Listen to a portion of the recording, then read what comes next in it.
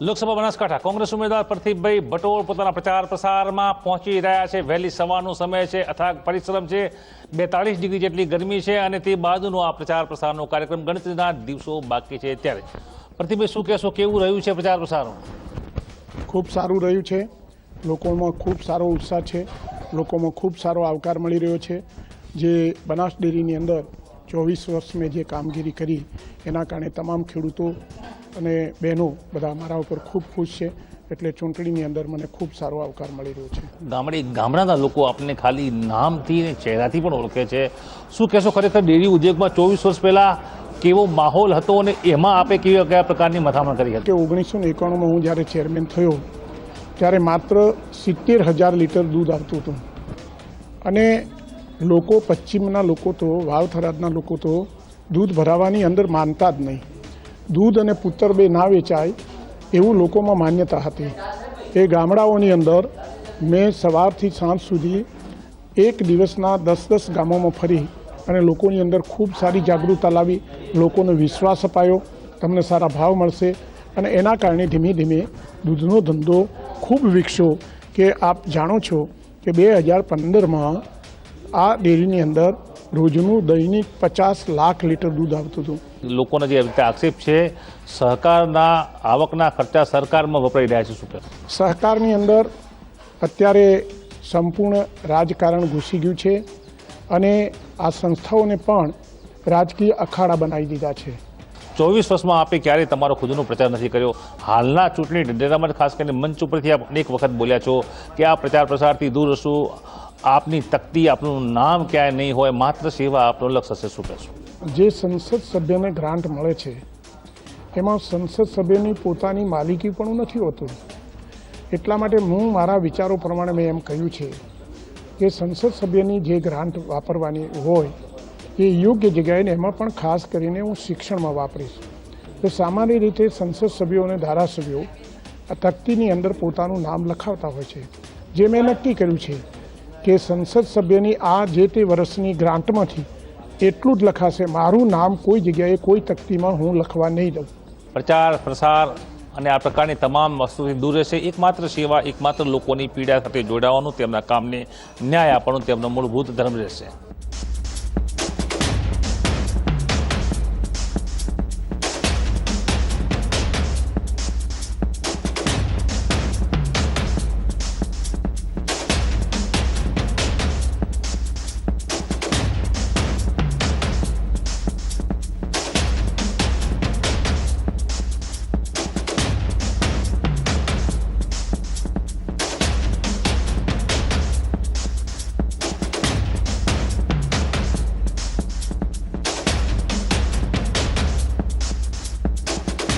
તો વહેલી સવારની સફર છે પ્રચાર પ્રસારની, ખાસ કરીને પ્રદીપભાઈ ભટોળ આપણી સાથે જોડ્યા છે।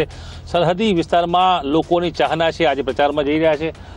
પ્રદીપભાઈ, ખાસ કરીને વાવ, થરાદ, સુઈગામ આ જે તમામ તાલુકાઓ છે આજે પણ તકલીફ છે, પાણી નથી, ખાસ કરીને પાક વીમાનું વળતર 68,000 ખેડૂતોને મળ્યું નથી, નર્મદામાં ગાબડા પડી રહ્યા છે, શું કહેશો આ પીડા?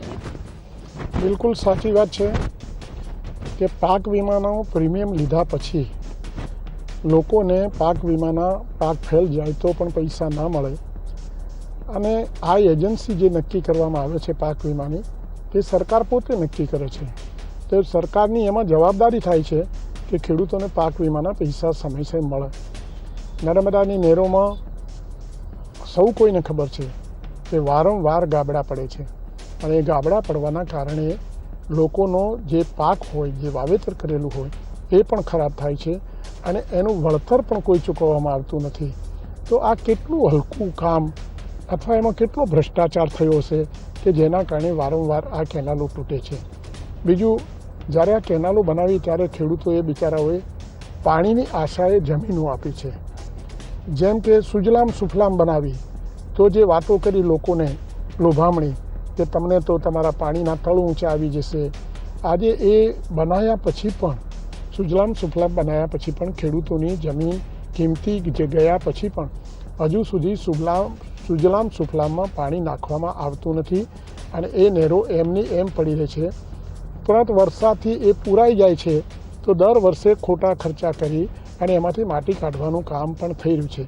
તો ખરેખર તો સુજલામ સુફલામ બનાવતા પહેલાં પ્રી પ્લાનિંગ કરીને કે આમાં આપણે પાણી નાખી શકીશું, નહીં નાખી શકીએ, પાણી પૂરતું છે નથી, એ બધો વિચાર કરી અને પછી જ બનાવવું જોઈએ. બિનજરૂરી ખેડૂતોની જમીન શા માટે બગાડે?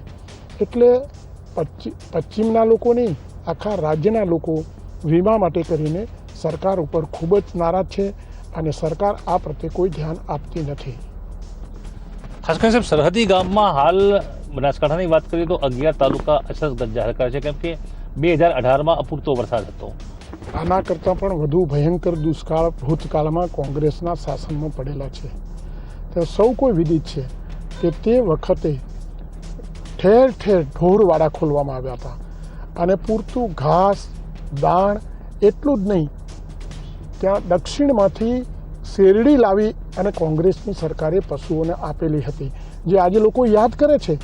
ત્યારે આ વખતે એટલો બધો પહેલાંના જેટલો દુષ્કાળ નથી, પણ છતાં આજે પાણીની પણ તકલીફ છે, ઘાસચારાની પણ તકલીફ છે. વચ્ચે છાપાના મીડિયાના અહેવાલ પ્રમાણે વાવ તાલુકાના કેટલાક ગામોની અંદર ઘાસચારા વિના કેટલીય ગાયો મરી ગઈ હતી. આ તો સારું છે કે કેટલાક મહાજનો પોતાના પાંજરાપોળો સારી રીતે ચલાવે છે કે જેના કારણે એમાં ગાયોનો નિભાવ થાય છે.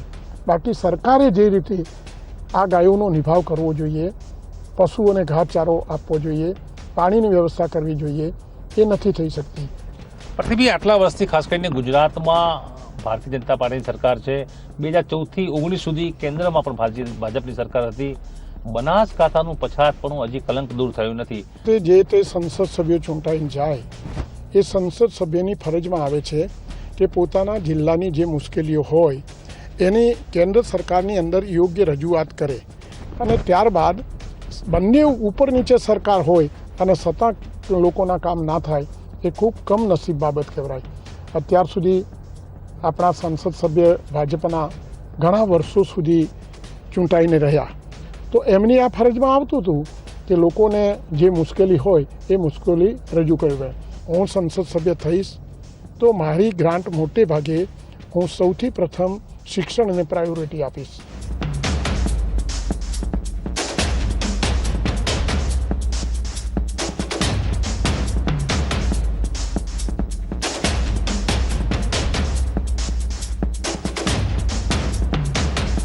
પ્રતિભી ખાસ કરીને બનાસકાંઠાની વાત કરીએ તો કોંગ્રેસનું ગઢ બનાવે છે. અહીંયા લોકસભા પહેલાંની જે વિધાનસભાની ચૂંટણી યોજાઈ તેમાં પણ લોકોએ કોંગ્રેસને સાથ આપ્યો હતો, ભાજપને જાકારો આપ્યો હતો. લોકસભા સીટમાં આપ શું માની રહ્યા છો જ્યારે આપ પ્રચાર પ્રસાર કરી રહ્યા છો, ગામે ગામ જઈ રહ્યા છો? બનાસકાંઠાની અંદર કોંગ્રેસ ખૂબ મજબૂત છે. કોંગ્રેસના મૂળિયા ઘણા ઊંડા છે.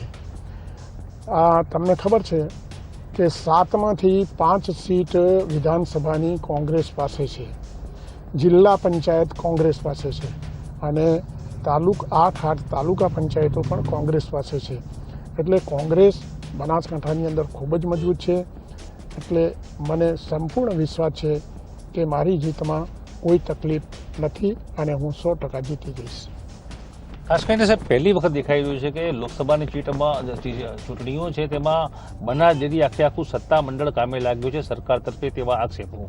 આ આક્ષેપોના સમર્થનમાં અથવા વિરુદ્ધમાં શું કહેશો? જ્યારે વાવ વિધાનસભાની ચૂંટણી થઈ ત્યારે પણ ડેરી અને બેંક બંને સંપૂર્ણ એના કર્મચારીઓથી માંડી, એના સાધનોથી માંડી અને તમામ પ્રકારનો ઉપયોગ એમાં થયો, દુરુપયોગ થયો હતો. પ્રતિભી ખાસ કરીને સિવિલ હોસ્પિટલ પાલનપુરનો પ્રશ્ન છે. ગરીબોની એક માત્ર આ હોસ્પિટલ જ્યાં તેઓ જીવનદાન મેળવતા હતા, હવે જ્યારે ખાનગીકરણ થયું છે અને ગલબાબાઈ ટ્રસ્ટનું નામ પણ લાગ્યું છે, આ બાબત શું ન્યાયિક છે? મેડિકલ કોલેજ એ જિલ્લા માટે અનિવાર્ય હતી, પણ જેમ બીજા બધા જિલ્લાઓની અંદર સરકારી મેડિકલ કોલેજો થઈ, તો અહીંયા આ યોજના તો કંઈ રાતોરાત નવી નથી આવી. પરબતભાઈ પટેલના જ્યારે આરોગ્ય મંત્રી હતા ત્યારે પણ આ યોજના હતી. મોટા ગજાના ઠાકોર આપણી સાથે છે. અલ્પેશ ઠાકોરનું આ પગલું શું માની રહ્યા છે? કે મોટા ભાગના ઠાકોર સમાજના લોકો વર્ષોથી કોંગ્રેસ સાથે જોડાયેલા છે, ખૂબ મજબૂત છે.